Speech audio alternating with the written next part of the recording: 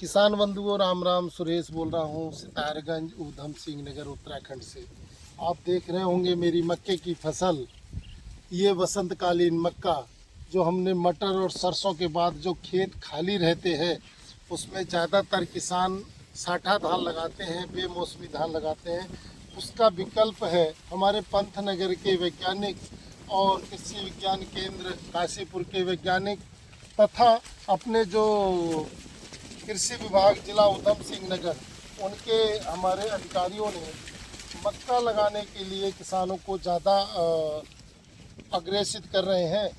और इसमें क्या है कि ये जो मक्का की फसल है इसमें कम पानी लगता है और पानी कम लगने के कारण से जो हमारे ज़मीन का जल स्तर है वो ठीक बना रहता है और इसमें खर्चा भी कम है। आप देख रहे होंगे जब मैंने ये सरसों काट करके 3-4 जुताई किया और 3-4 गहरी जुताई करने के बाद फिर इसमें मैंने सीड ड्रिल के द्वारा मक्के की बुआई की। आप देख रहे होंगे एक पेड़ में 2-2 भुट्टा लग रहे हैं मेरे किसान साथियों। ये सीड ड्रिल से हमने ये मक्का बोया है और ये मक्के की 3-4 प्रजाति ज़्यादातर मुख्यतः इस क्षेत्र के लिए बहुत ही ज़्यादा अच्छी हैं। एक तो श्रीकर मलिक है और दूसरी पानियर की P1899 और तीसरी है अपनी जो डिकाल्व 9208 और निजी वूडू। ये 3-4 वैरायटियाँ हमारे क्षेत्र के लिए बड़ा ही लाभदायक हैं। इसका पौधा ज़्यादा ऊंचा भी नहीं होता है।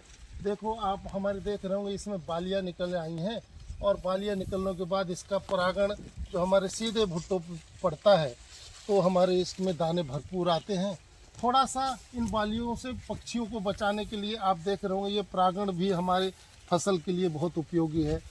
किसान साथियों कि हमें इनसे थोड़ी सी सुरक्षा करनी पड़ेगी और आप ये इस भुट्टे को हम ये 110 से 15 दिन में लगभग पक्के तैयार होता है, लेकिन 85 दिन में ये भुट्टा भून के खाने लायक भी हो जाता है।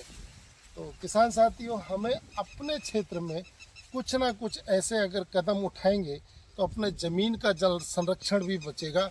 इस हिसाब से मेरे ये मक्का की फसल और पौधे चमक रहे हैं तो उस हिसाब से इसकी उपज ठीक आने वाली है। पानी वास्तव में जो वैज्ञानिकों ने बताया था कि जो साठा धान लगाने के लिए हमको 1 किलो चावल के लिए कम से कम 3 से 5 हज़ार लीटर पानी खर्च होता है, जबकि इसमें ये नाली विधि से थोड़े थोड़े बस हल्का हल्का पानी आते हैं, बस हल्का सूखे ना तो ये नाली विधि से पानी लगाते हैं।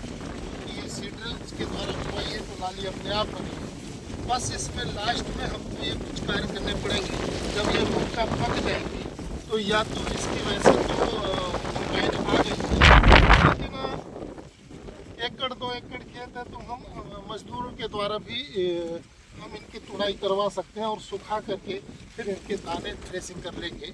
और जो इसका जो अवशेष बचेगा, जो हमारा ये अवशेष है, इसको इसी खेत में जुताई करने के बाद ये जैविक खाद का काम करेगा। जो आने वाली फसल हमारी बरसात में धान की फसल है उसमें धीरे धीरे ये इसका जो अवशेष गलेगा और गल करके ये जैविक खाद बनेगी और हमारे जो धान में उसके लिए बड़ा लाभदायक हो जाएगा।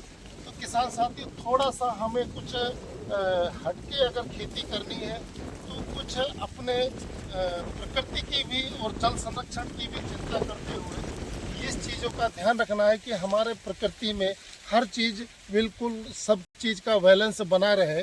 पानी में धरती में जो पानी है वो भी हमारे लिए बहुत उपयोगी है।